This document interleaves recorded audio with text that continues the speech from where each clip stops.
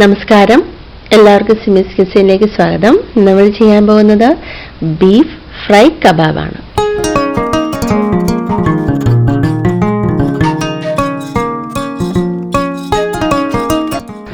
നമുക്ക് ഓവനൊന്നും ഇല്ലാതെ വളരെ ഈസി ആയിട്ട് നമ്മുടെ കയ്യിലുള്ള ഫ്രൈ പാൻ വെച്ചിട്ട് നമുക്കിത് തയ്യാറാക്കാനായിട്ട് സാധിക്കും. ബീഫിൽ മാത്രമല്ല, ചിക്കനിലും മട്ടണിലും ഒക്കെ ചെയ്യാം ഇതേ രീതിയിൽ തന്നെ. അത് ഓരോരുത്തരുടെ ഇഷ്ടം അനുസരിച്ച് എടുത്താൽ മതി. ചിക്കൻ ഇഷ്ടമുള്ളവർക്ക് ചിക്കനിൽ ചെയ്യാം, മട്ടൺ ഇഷ്ടമുള്ളവർക്ക് മട്ടണിൽ ചെയ്യാം.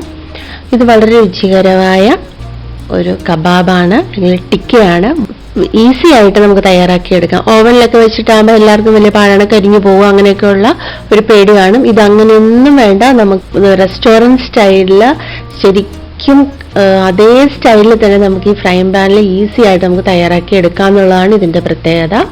നമുക്ക് വളരെ എളുപ്പത്തിൽ തയ്യാറാക്കി എടുക്കാൻ പറ്റുന്നതാണ്. അതിൻ്റെ മസാലയൊക്കെ നല്ല ടേസ്റ്റാണ്. നമുക്ക് റെസ്റ്റോറൻറ്റിൽ നിന്ന് കിട്ടുന്ന അതേ ടേസ്റ്റുള്ള മസാല തന്നെയാണ്. അത് ഈ പറയുന്ന അളവിൽ തന്നെ ചെയ്യാൻ നോക്കുക എല്ലാവരും. നല്ല രുചികരമായ കബാബ്, ബീഫ് കബാബ് അല്ലെങ്കിൽ നമുക്ക് ടിക്ക വീട്ടിൽ ചെയ്തെടുക്കാനായിട്ട് സാധിക്കും. എൻ്റെ ഈ വീഡിയോ കണ്ട് ഇഷ്ടപ്പെട്ടാൽ എല്ലാവരും സബ്സ്ക്രൈബ് ചെയ്യാനും ലൈക്ക് ചെയ്യാനും മറക്കരുത്. അപ്പോൾ നമ്മുടെ ബീഫ് ഫ്രൈ കബാബിന് വേണ്ട ഇൻഗ്രീഡിയൻസ്: ബീഫ് 1/2 കിലോ ഇതുപോലെ അരിഞ്ഞെടുക്കണം. നമ്മൾ സ്ക്വയറായിട്ട് കുറച്ച് നീളത്തിൽ ഇതുപോലെ കനം കുറച്ച്, ഒരുപാട് കട്ടിയില്ലാതെ അരിഞ്ഞെടുക്കുക. അപ്പം നമ്മളെടുത്ത ബീഫ് നന്നായിട്ട് കഴുകി വെള്ളം കളഞ്ഞു വെച്ചിരിക്കുകയാണ്. അപ്പോൾ നമുക്കതിലേക്ക് ഒരല്പം ഉപ്പിട്ട് മഞ്ഞൾപ്പൊടി ഇട്ടിട്ട് വേവിച്ചെടുക്കാം. ഈ ബീഫിൽ തന്നെയുള്ള ആ വെള്ളം ഉണ്ടല്ലോ, അത് നന്നായിട്ടൊന്ന് പറ്റിച്ചെടുക്കണം. അപ്പോൾ പ്രത്യേകിച്ച് വെള്ളമൊന്നും ഒഴിക്കേണ്ട. നാട്ടിലാണെങ്കിൽ പക്ഷെ ഒഴിക്കുക. ഒരു 1/4 കപ്പ് വെള്ളം ഒഴിച്ചിട്ട് വേവിച്ചെടുക്കുക. ഈ മഞ്ഞളും ഉപ്പും ഒന്ന് നന്നായിട്ടൊന്ന് പുരട്ടി എടുത്തിട്ടുണ്ട്. ഞാനിപ്പോൾ ഇവിടെ പ്രത്യേകിച്ച് വെള്ളമൊന്നും ഒഴിക്കുന്നത് ഈ ബീഫിലുള്ള വെള്ളത്തിൽ തന്നെയാണ് ഇതൊന്ന് പറ്റിച്ചെടുക്കുന്നത്. നിങ്ങൾ നാട്ടിൽ ആണെങ്കിൽ കുക്കറിൽ വേവിക്കുക. കുക്കറിലാണെങ്കിൽ ഒരു 3 വിസിൽ വന്നാൽ മതി, നന്നായിട്ട് വേവും.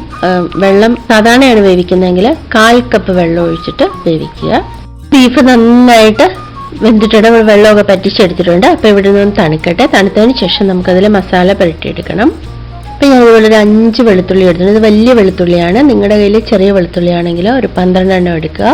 ഇതുപോലൊരു കഷ്ണം ഇഞ്ചി എടുത്തിട്ടുണ്ട്.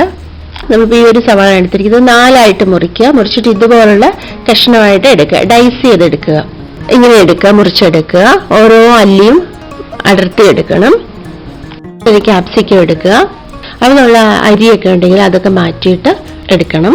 ഇതും ഇതുപോലെ തന്നെ മുറിച്ചെടുക്കുക. ഇതുപോലെ തന്നെയാണ് മുറിച്ചെടുത്തിരിക്കുന്നത്. ഇതുപോലെ സ്ക്വയറായിട്ട് മുറിച്ചെടുത്തിരിക്കുകയാണ്. ഇപ്പം 2 തക്കാളി എടുത്തിട്ടുണ്ട്. ഇത് നമ്മൾ 4 മുറിച്ചെടുക്കണം. ബീഫ് മാരിനേറ്റ് ചെയ്യാൻ ഇപ്പോൾ ഒരു 1/2 ടീസ്പൂൺ മഞ്ഞൾപ്പൊടി ഇടുകയാണ്. 2 teaspoon Kashmiri chilli powder, 1/2 teaspoon കുരുമുളക് ചതച്ചത്, പൊടിച്ചതുണ്ടെങ്കിൽ അത് മതി കേട്ടോ. 1/2 ടീസ്പൂൺ ജീരകം പൊടിച്ചത്, നല്ല ജീരകം പൊടിച്ചതാണ്. 1/4 ടീസ്പൂൺ പെരിഞ്ജീരകം പൊടിച്ചത്, 1/4 ടീസ്പൂൺ ഗരം മസാല പൊടിച്ചത്, 1/4 ടീസ്പൂൺ കടലമാവ്. ബീഫ് ചേർക്കാൻ നേരം ഉപ്പ് ചേർത്താണ്, പക്ഷെ ഇപ്പം നമുക്ക് മസാലയ്ക്ക് ഉപ്പ് ചേർക്കണം. അപ്പം അതുകൊണ്ട് അല്പം ഉപ്പ് ചേർക്കുകയാണ്. അപ്പം നമ്മളെടുത്ത ഇഞ്ചിയും വെളുത്തുള്ളിയും ചതച്ചെടുത്തു, അത് ഞാനിപ്പോൾ ഇതിലേക്ക് ചേർക്കുകയാണ്. തൈര് 1/4 ടേബിൾ സ്പൂൺ. ഇത് ഞാൻ ഇവിടുത്തെ തൈരിൽ വെള്ളം അധികമില്ല, അതുകൊണ്ട് നമുക്കത് അങ്ങനെ തന്നെ ചേർക്കാം. പക്ഷെ നാട്ടിലെ തൈരാണ് എടുക്കുന്നതെങ്കിൽ വെള്ളം കളഞ്ഞിട്ട് വേണം എടുക്കാനായിട്ട്. ഒരു തുണിയിലേക്കോ അല്ലെങ്കിൽ നമ്മുടെ കയ്യിലുള്ള അരിപ്പയിലോ തൈരോ ഒന്ന് ഒഴിച്ച് ആ വെള്ളം ഒന്ന് കളഞ്ഞിട്ട് അത് വേണം എടുക്കാനായിട്ട്. ഒരു കോഴിമുട്ട പൊട്ടിച്ചൊഴിക്കുകയാണ്. ഡ്രൈ ആയിട്ടുള്ള മെത്തി ലീവ്സ് ആണ് നമ്മുടെ ഉലുവായില. ഉണങ്ങിയത് നമുക്ക് മാർക്കറ്റിൽ വാങ്ങാൻ കിട്ടും. അതാണ്. ഇത് കൈകൊണ്ട് നന്നായിട്ടൊന്ന് പൊടിച്ച് ഇതിലേക്ക് ചേർത്താൽ മതി. ഞാൻ 1/2 ടീസ്പൂൺ എടുത്തിരിക്കുന്നത്. നല്ല ഫ്ലേവറാണ് ഇത് ചേർത്ത് കഴിഞ്ഞാൽ, നല്ല ടേസ്റ്റുമാണ്. കൈ കൊണ്ട് നന്നായിട്ട് തിരുമ്മി അങ്ങിട്ടാൽ മതി. ഇപ്പം അത് മുഴുവൻ ഇതിലേക്ക് ചേർക്കുകയാണ്. ഇതെല്ലാം കൂടെ നമുക്ക് നന്നായിട്ടൊന്ന് മിക്സ് ചെയ്തെടുക്കാം.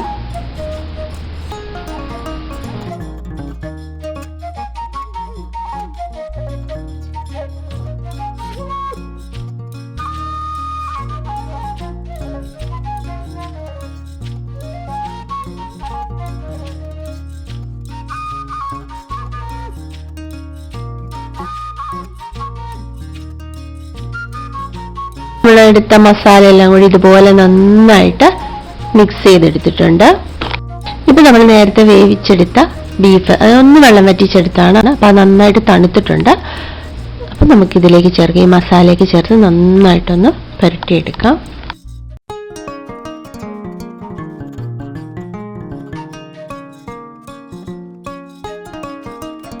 ഇപ്പോൾ നമ്മൾ എടുത്ത മസാലയെല്ലാം നന്നായിട്ട് നമ്മൾ ബീഫ് നന്നായിട്ട് മാരിനേറ്റ് ചെയ്ത് വെച്ചിട്ടുണ്ട്. അപ്പോൾ ഇത് അവിടെ ഇരിക്കട്ടെ. ഇത് അരമണിക്കൂർ ഇരിക്കണം. ഫ്രിഡ്ജിൽ വെക്കണമെങ്കിൽ ഫ്രിഡ്ജിൽ വെക്കാം കേട്ടോ.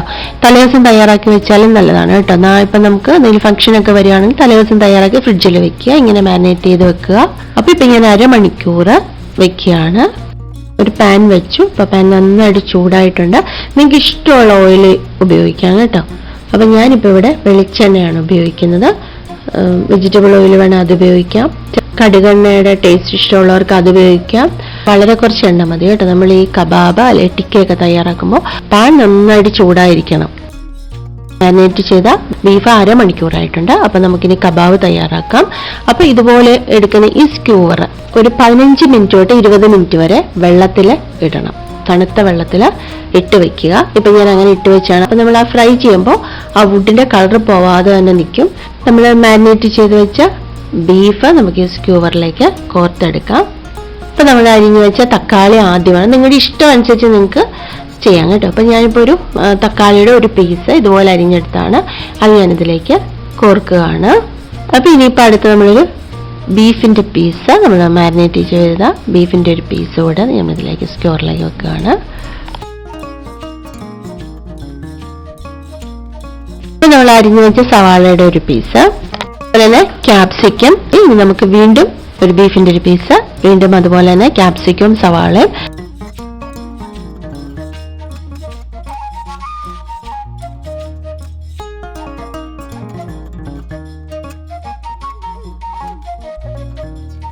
അതിനിപ്പോൾ നമ്മൾ ഏകദേശം ഇപ്പോൾ ഇതിപ്പോൾ ഇത്രയും ഞാൻ കോർത്തെടുത്തിട്ടുണ്ട്. അപ്പോൾ ഇപ്പോൾ ഒരു തക്കാളിയുടെ ഒരു പീസ് കൂടെ വെക്കുകയാണ്. അപ്പം ഞാൻ ഇതുപോലെയാണ് സ്ക്യൂവറിൽ ഫില്ല് ചെയ്തിരിക്കുന്നത്.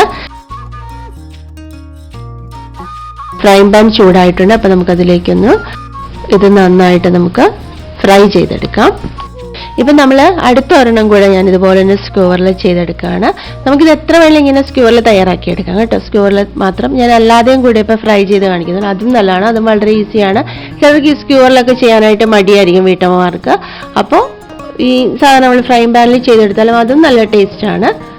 അതും നമുക്ക് ഈ ഒട്ടും ടേസ്റ്റ് മാറാതെ തന്നെ നമുക്കതും നന്നായിട്ട് ഫ്രൈ ചെയ്തെടുക്കാം. വളരെ നമുക്ക് റെസ്റ്റോറൻറ്റിൽ കിട്ടുന്ന അതേ സ്റ്റൈലിൽ നമുക്ക് കബാബ് അല്ലെങ്കിൽ നമ്മുടെ ടിക്ക നമുക്ക് റെഡിയാക്കി എടുക്കാനായിട്ട് സാധിക്കും. അപ്പോൾ ഇതുപോലെ തന്നെ സ്ക്യൂവറിൽ ഒരെണ്ണം കൂടെ റെഡിയാക്കി എടുത്തിട്ടുണ്ട്. അപ്പോൾ നമുക്ക് അതും കൂടെ ഫ്രൈ പാനിലിട്ടിട്ട് നമുക്ക് ഫ്രൈ ചെയ്തെടുക്കാം.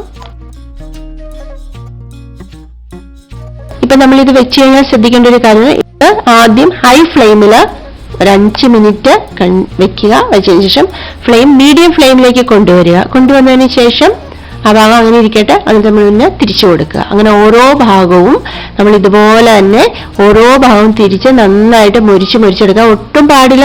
സ്ക്യൂവറിൽ നമ്മൾ വിളിക്കുന്ന ഒട്ടും ചൂടൊന്നും വരുത്തില്ല. വളരെ ഭംഗിയായിട്ട് നമുക്ക് ചെയ്തെടുക്കാനായിട്ട് സാധിക്കും. അപ്പം ഇങ്ങനെ ഓരോ ഭാഗവും മുരിച്ചെടുക്കുക.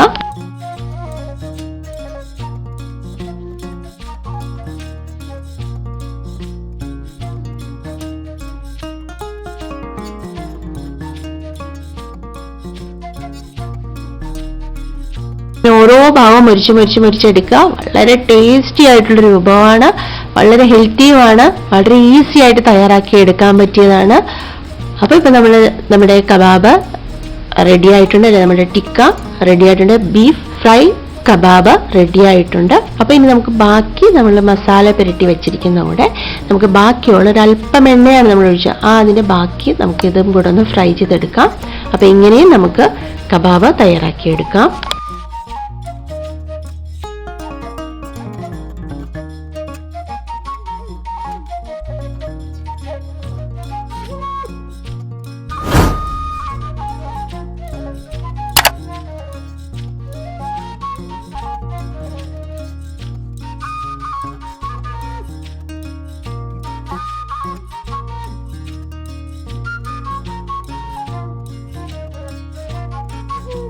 നമ്മുടെ ഈ എണ്ണയിൽ ബാക്കിയുള്ള എണ്ണയിൽ ബാക്കി നമ്മൾ മസാല പുരട്ടി വെച്ചിരിക്കുന്ന നമ്മുടെ ബാക്കിയുള്ള ബീഫ് കൂടെ നമുക്ക് ഇതിലേക്ക് ഇട്ട് നമുക്ക് കബാബ് തയ്യാറാക്കിയെടുക്കാം, ഇല്ലെങ്കിൽ നമുക്ക് ടിക്ക തയ്യാറാക്കിയെടുക്കാം.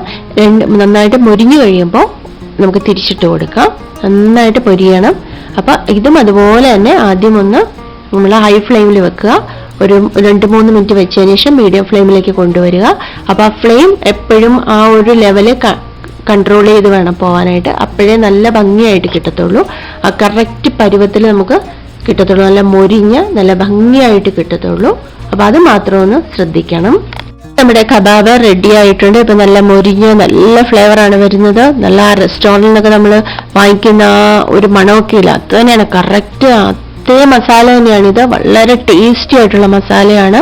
തീർച്ചയായിട്ടും നിങ്ങളിത് എല്ലാവരും ചെയ്ത് നോക്കണം. അപ്പം നമ്മുടെ കബാബ് റെഡി ആയിട്ടുണ്ട്. ഞാനിതൊരു പ്ലേറ്റിലേക്ക് മാറ്റുകയാണ്.